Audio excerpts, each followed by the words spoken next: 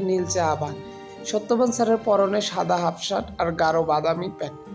চেহারা বেশ রোগা হওয়ায় প্যান্টটা ঢলঢল করছে। গতকাল স্যার এই পোশাকই পরেছিলেন। অদ্ভুত খুব খুঁটিয়ে স্যারকে দেখছিল। অঙ্ক করতে করতে মাঝে মাঝে কেমন আনমনা হয়ে যাচ্ছেন আর জিভ বের করে ঠোঁট জোরে চেটে নিচ্ছেন, চেষ্টা পেলে মানুষ যেমন করে। কিন্তু এরপরে অবাক কাণ্ড হলো। বীজগণিতে অনুপাত আর সমানুপাতের 20 প্রশ্নমালার অঙ্কগুলো বোর্ডে স্যার বোঝাচ্ছিলেন, সেই অঙ্ক হঠাৎই আটকে গেল। অথচ যতদূর জানে সত্যবান স্যারের অঙ্ক কখনো আটকায়নি, কিন্তু আজ একই কাণ্ড। সত্যবান স্যার বোর্ডের দিকে হা করে তাকিয়ে মাথা চুলকাতে লাগলেন। আঙুলে ধরা চকটা শূন্যে ঘুরে মনে মনে যে অঙ্কটা কষে ফেলতে চাইলেন। অজিতের মনে পড়ে গেল গতকালের কথা। টিচার্স রুম থেকে বেরিয়ে সত্যবান স্যার একজন অচেনা মানুষের মতো ওদের পাশ দিয়ে বেরিয়ে গিয়েছিলেন। তারপর স্কুল ছুটির পর টিচার্স রুমের দেয়ালে ওই কাণ্ড। আর এখন বরাবর তিনি স্যাঁতস্যাঁতে অঙ্ক করেন, আর অঙ্ক গেছেন আটকে। স্যারের কি তাহলে কিছু হয়েছে? সত্যবান স্যার অনেকক্ষণ চুপচাপ দাঁড়িয়ে থাকার পর চেয়ারে বসে পড়লেন। অঙ্ক কষা নিয়ে এলোমেলো ধানাই পানাই করে চললেন। তারপর ক্লাস শেষ করে চলে যাওয়ার সময় কুলদীপকে বললেন, কুলদীপ, তোরা কাল সন্ধ্যাবেলাতে কোচিংয়ে আসছিস, তখন ভালো করে এটা বুঝিয়ে দেব। অযত্ন, কুলদীপ, প্রতীক, রাজীব আর সৌরভ সত্যবান স্যারের কোচিংয়ে একাই ব্যাচে পড়ে।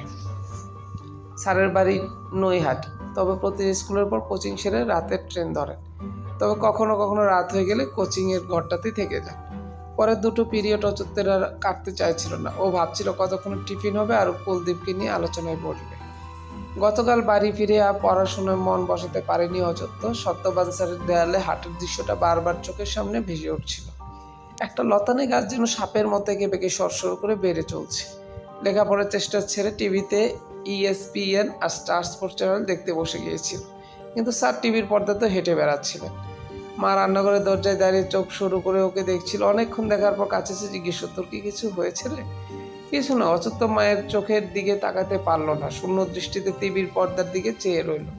তখন থেকে দেখছি কেমন উসখুস করছিস। কোনো জবাব দিল না অচত্য। স্কুল ঝগড়া মারপিট করেছিস? না মা।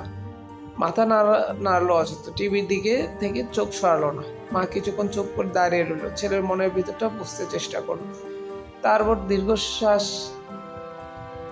সরে গেল রান্নাঘরের দিকে। ভাবলো অযত্নের বাবা এলে ব্যাপারটা নিয়ে একটু কথা বলবে। ছেলে বড় হয়ে নীলচে আভা।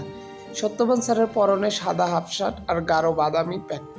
চেহারা বেশ রোগা হওয়ায় প্যান্টটা ঢলঢল করছে। গতকাল স্যার এই পোশাকই পরেছিলেন। অদ্ভুত খুব খুঁটিয়ে স্যারকে দেখছিল।